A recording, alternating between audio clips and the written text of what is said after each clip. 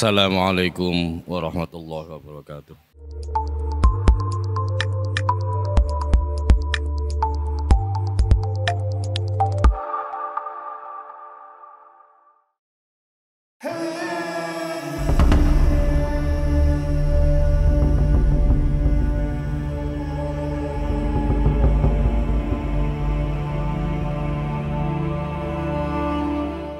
Alhamdulillah. Alhamdulillahilladzi an'ama alaina bi ni'matil iman wal islam. Asyhadu an la ilaha illallah wahdahu la syarikalah al-khalaqul alam. Wa asyhadu anna Muhammadan abduhu wa rasuluhu sayyidul khalaqi wal bashar. Allahumma salli wa sallim wa barik ala sayyidina Muhammad wa ala alihi wa ashabihi wa man tabi'ahum bi ihsanin ila yaumil mahsyar.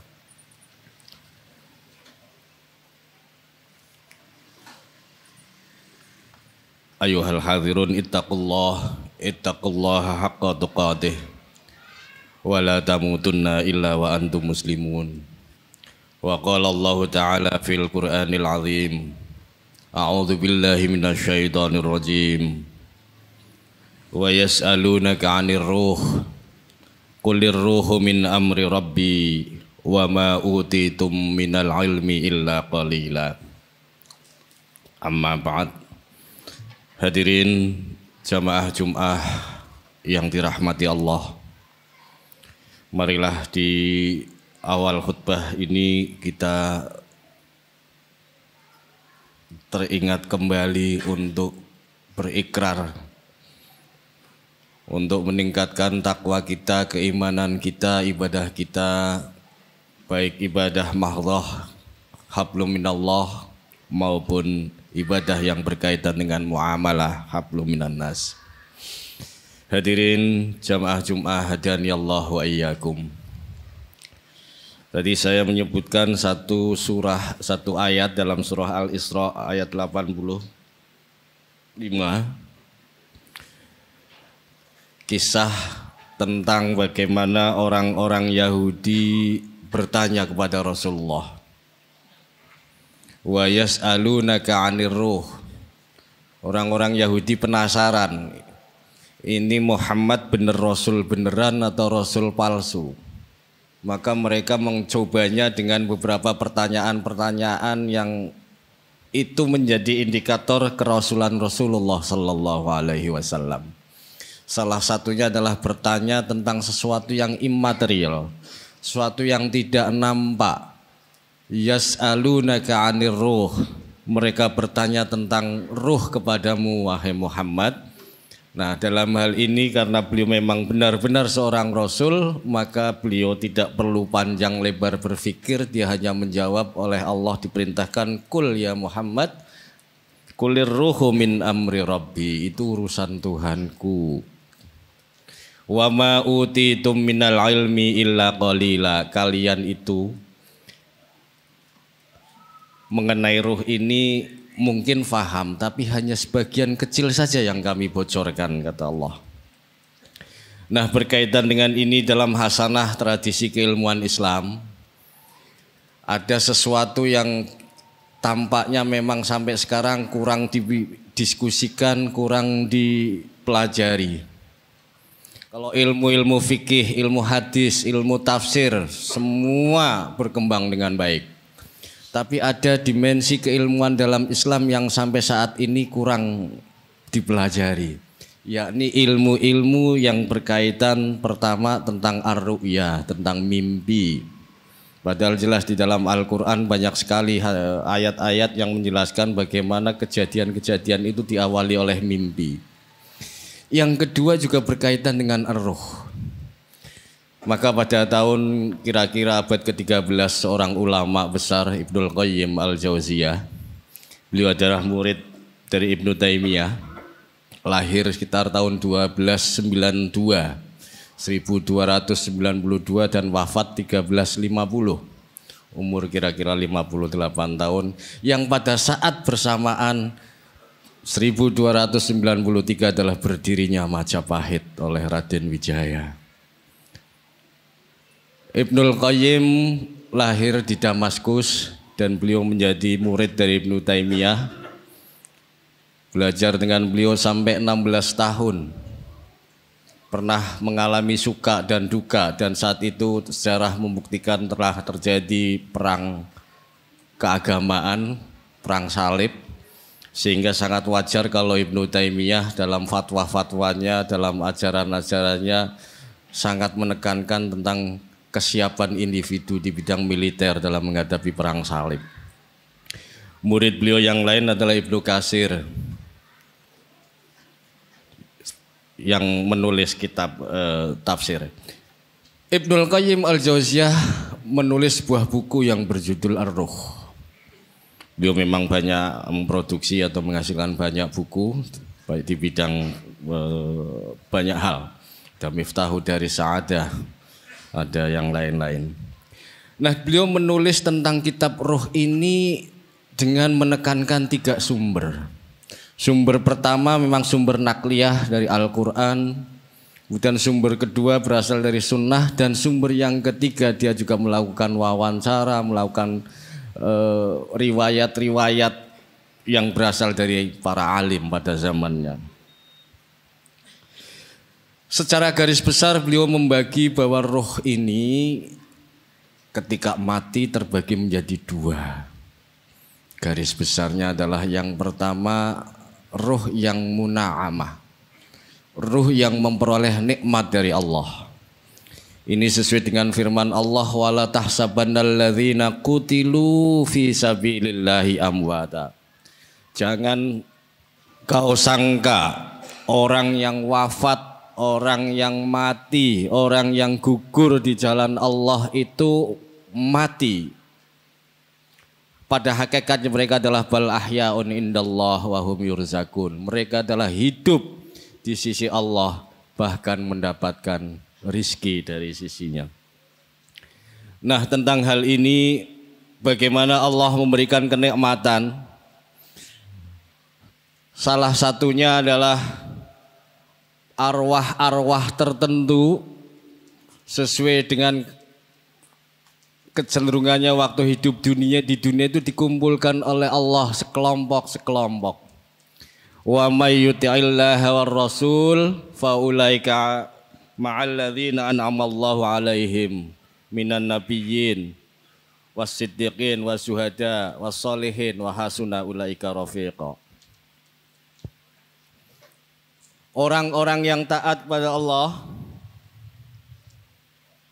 mereka akan dikumpulkan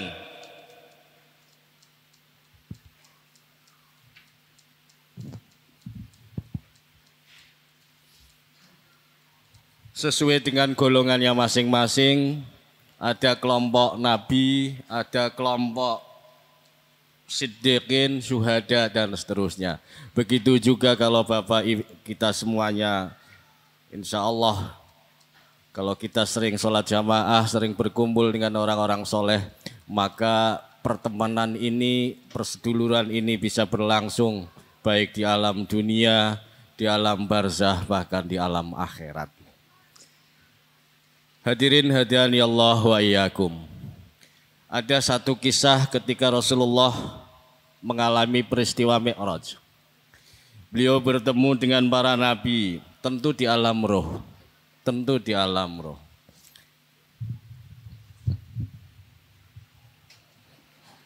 Terjadilah diskusi tentang hari kiamat. Orang-orang pada mendiskusikan. Ada yang bertanya kepada Nabi Ibrahim, beliau enggak paham, enggak begitu mampu untuk menjelaskan itu. Bertanya kepada Nabi Musa, beliau juga kurang begitu mampu untuk menjelaskan. Akhirnya yang bisa menjelaskan adalah Nabi Isa alaihi salam. Nah, apa yang terjadi di alam ruh ini menunjukkan oleh Ibnul Qayyim dianggap sebagai wahadza nasun fi tadzakuril arwah al-ilma, bahwa para nabi, orang-orang soleh di alam kubur mereka jangan dikira hanya tidur, mereka juga ada diskusi, ada seminar, dan dalam hal ini materi seminarnya adalah tentang tema hari kiamat. Hadirin hadani Allah wa iyyakum. Yang kedua, salah satu nikmat yang bisa diterima oleh ruh-ruh yang muna'amah adalah kemungkinan untuk bisa bertemu dengan ruh orang yang masih hidup seperti kita. Ini berdasarkan surat Az-Zumar ayat 42. Allah mengatakan, Allahu yatawaffal anfusa hina mautiha wallati lam tamut fi manamiha fayumsikul lati qadha 'alaihal maut wa yursilul ukhra ila ajalin musamma inna fi dzalika laayatil liqaumi yatafakkarun. Sesungguhnya Allah itu mematikan jiwa-jiwa itu. Ada yang memang kemudian jiwanya itu, ruhnya itu ditahan karena memang sudah tiba ajalnya. Ada yang dia lepaskan kembali karena memang belum saatnya, yakni kita pada saat kita tidur. Nah, yang demikian ini adalah tanda-tanda bagi orang yang berpikir. Oleh karena itu hadirin hadani Allah wa iyyakum, bermimpi ketemu orang yang sudah mati maka sangat mungkin bisa terjadi. Sangat mungkin bisa terjadi. Ibnul Qayyim bahkan merinci apa sih hikmah dari ini. Pertama, bahwa pertemuan itu bisa saja berisi pemberitahuan dari orang yang sudah mati tentang sesuatu yang dia tidak ketahui. Ada pembelajaran, ada transfer ilmu. Ini dikisahkan, beliau sangat menjadi saksi bahwa beliau pernah mengatakan, Ibnul Qayyim itu banyak sekali waqad hadatsani ghairu wahid an Ibnu Taimiyah annahu ra'ahu ba'da mautihi wa sa'alahu an syai'in kana yuskilu alaihi an masailil faraid wa ghairiha wa ajabahu bis-shawab. Jadi banyak murid-murid Ibnu Taimiyah yang mengalami kebingungan. Dalam hal ini adalah masalah ilmu faraid. Tapi bisa tercerahkan, bisa terselesaikan akibat mereka bermimpi ketemu gurunya, dan di dalam mimpi itu terjadilah proses pembelajaran. Ini luar biasa. Dan Allah lewat hadis qudsi juga mengatakan bahwa innallaha la yaqbidul ilma intiza'an yantazi'uhu min sudurir rajul. Allah kalau mencabut ilmu itu bukan berarti menghilangkan, melupakan ilmu yang sudah tertanam dalam hati mereka, hati kita semua. Walakin yaqbidul ilma bimautil ulama. Allah mengangkat ilmu dengan kematian ulama. Artinya bahwa kematian orang-orang yang alim itu sekaligus membawa ilmunya, dan di alam sana bisa saja terjadi transfer pengetahuan. Hikmah yang kedua adanya mimpi bertemu dengan orang yang masih hidup adalah, kata Ibnu Taimiyah, bisa juga mengabarkan tentang sesuatu rahasia yang belum diketahui oleh ahli warisnya karena keburu meninggal. Misalkan terkait dengan deposito, terkait dengan simpanan-simpanan harta yang lain. Bisa juga memberitahu bahwa ada urusan yang belum diselesaikan, masalah utang piutang dan sebagainya. Bisa juga mengabarkan, mengingatkan sesuatu yang akan terjadi. Ini jelas disampaikan oleh Ibnul Qayyim al-Jauziyah. Hadirin hadani Allah wa iyyakum. Jadi roh yang muna'amah salah satunya adalah memperoleh nikmat dari Allah, dan nikmat itu bisa berupa saling berkunjung, saling mendoakan antar mereka, karena mereka tidak di dunia maupun di akhirat itu dikumpulkan sesuai dengan kelompoknya masing-masing. Ini ada hadis yang kurang populer tapi sesungguhnya menjadi dasar bagi kita. Innan nafsal mu'min idza qubidat talaqqaha ahlur rahmah. Yang intinya begini. Ketika seorang mukmin diambil ruhnya, diambil nyawanya oleh Allah Subhanahu wa taala, maka ruh itu kemudian dipertemukan dengan teman-temannya. Bahkan di situ diceritakan Andiru ahakum hatta yastariha fa innahu kana fi qurbin syadid.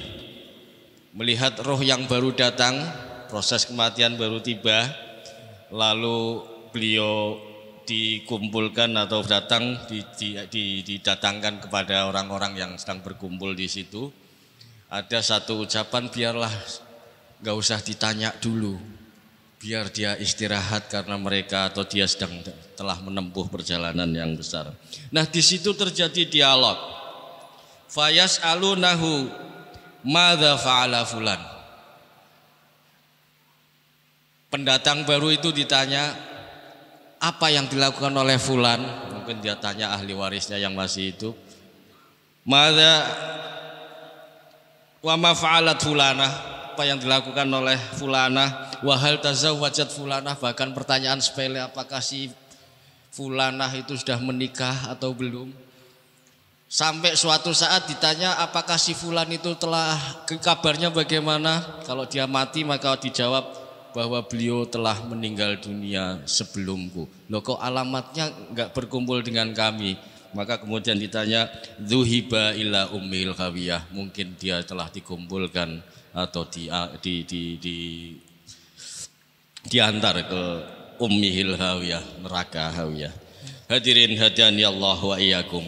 Itulah salah satu nikmat kubur, nikmat roh yang oleh Allah pasti benarnya, karena beliau sudah mengatakan bal ahyaun 'inda rabbihim wa hum yurzaqun. Kategori roh yang kedua, hadirin hadani Allah, adalah roh yang mu'adzabah, roh yang mengalami siksa. Dan ini Ibnul Qayyim membagi dua. Satu, kategori mu'abbad, mereka yang disiksa selama-lamanya karena selama hidupnya tanpa ada satupun kebaikan sebagai bekal dalam menempuh perjalanan hidup berikutnya. Yang kedua adalah mereka yang disiksa tapi kadang terbatas waktunya, beliau menyebutkan mu'aqqad. Jadi yang mu'adzabah terbagi menjadi dua. Yang pertama adalah mu'abbad, ini dari sejak mulai wafat sampai hari kiamat, mungkin sampai akhir tidak akan pernah ada istirahatnya. Yang kedua mu'aqqad, dia disiksa karena penyebabnya mungkin melakukan dosa-dosa yang oleh Allah masih punya harapan untuk diampuni. Kalau yang mu'abbad mungkin mati dalam keadaan musyrik, nggak pernah ada kebaikan selama hidupnya. Nah, yang mu'aqqad ini ternyata Bapak hadirin hadani Allah wa iyyakum, ada yang bisa kita lakukan sebagai orang yang masih hidup untuk melakukan intervensi, membantu, meringankan siksa yang mereka dapatkan. Suatu saat Rasulullah berjalan bersama sahabatnya, lalu beliau bertemu dengan dua kuburan. Lalu bertanya, tahukah kalian apa yang sedang dialami oleh dua orang yang penghuni kubur itu? Kata para sahabat, Allah wa rasuluhu a'lam. Hanya Allah dan Rasulnya yang tahu. Ini urusan gaib. Maka hanya mereka yang diizinkan Allah yang tahu. Tapi bukan berarti hanya Allah yang tahu yang gaib. Enggak. Manusia pun bisa mengetahui yang gaib. Dalam hal ini adalah Rasulullah sallallahu alaihi wasallam. Lalu beliau mengatakan, tahukah kalian bahwa orang yang satu ini dia disiksa karena kebiasaan istinja yang kurang beres. Ketika dia buang air besar atau air kecil, dia bersucinya enggak beres, enggak benar. Sementara yang satu dia disiksa karena kebiasaannya yang suka melakukan namimah atau suka mengadu domba. Lalu Rasulullah memerintahkan para sahabatnya untuk mengambil pelepah kurma yang masih basah. Pelepah kurma itu dibagi menjadi dua dan ditancapkan di dua makam tadi. Para sahabat bingung melihat perilaku Rasulullah yang menancapkan pelepah kurma di dua kuburan itu. Mereka bertanya, faqalu ya Rasulullah, lima sona'ta hadza, kenapa engkau melakukan hal ini? Jawab Rasulullah ringan, la'allahu ayyukhaffafa anhuma malam yaibasa. Mudah-mudahan selama pelepah kurma ini masih basah, kedua orang ini diringankan siksanya oleh Allah Subhanahu wa taala. Hadis ini rawahul Bukhari nomor 1273. Artinya kita yang masih hidup punya peran penting untuk bisa membantu meringankan saudara-saudara kita. Kita tahu Rasulullah dengan dua kuburan itu enggak ada hubungan famili. Tapi dengan pelepah kurma yang masih basah, beliau berharap dosa atau siksa yang dialami dua orang itu bisa diringankan. Nah, logikanya pelepah kurma saja bisa bermanfaat. Yang ini oleh masyarakat kita kemudian dikiaskan dengan menanam pohon pada saat jenazah baru saja dikuburkan, menaburkan bunga dan lain sebagainya. Kalau ada yang mental pengusaha mungkin ada yang perlu impor pelepah kurma untuk peringan siksa. Hadirin hadani Allahu ayyakum, apalagi doa, apalagi ucapan doa dari kedua anak-anaknya, dari anak-anaknya, itu pasti akan berakibat positif bagi arwah-arwah leluhur kita yang sekarang berada di alam barzah. Hadirin hadani Allah wa iyyakum, mudah-mudahan khutbah ini bermanfaat. Aqulu qawli hadza fastaghfiruh innahu huwal ghafurur rahim.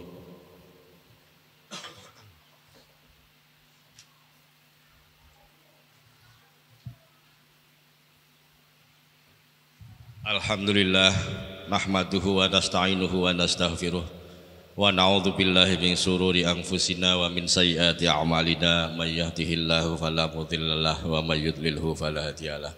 Asyhadu an la ilaha illallah wahdahu la syarikalah wa asyhadu anna Muhammadan abduhu wa rasuluhu la nabiyya ba'dah.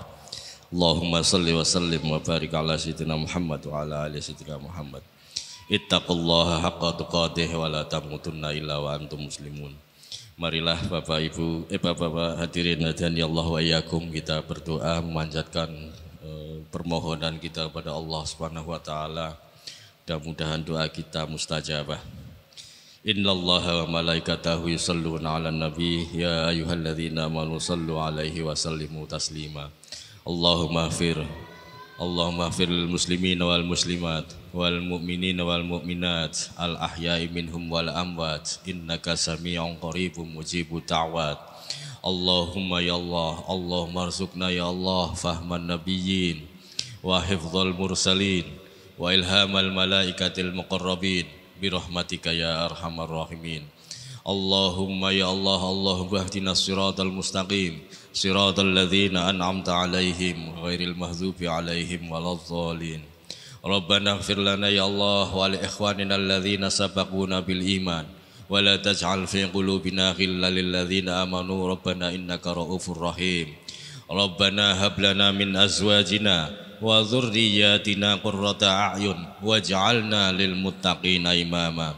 Allahumma ij'alna ya Allah wa auladana wa talamidana wa asatidana wa asdiqa'ana wa umara'ana wa zu'ama'ana min ahlil ilmi wal khair wa la taj'alna ya Allah wa iyyahum min ahlil jahli wa syarri wal dhair. Rabbana atina fid dunya hasanah wa fil akhirati hasanah wa qina adzabannar. Walhamdulillahi rabbil alamin. Aqimis shalah.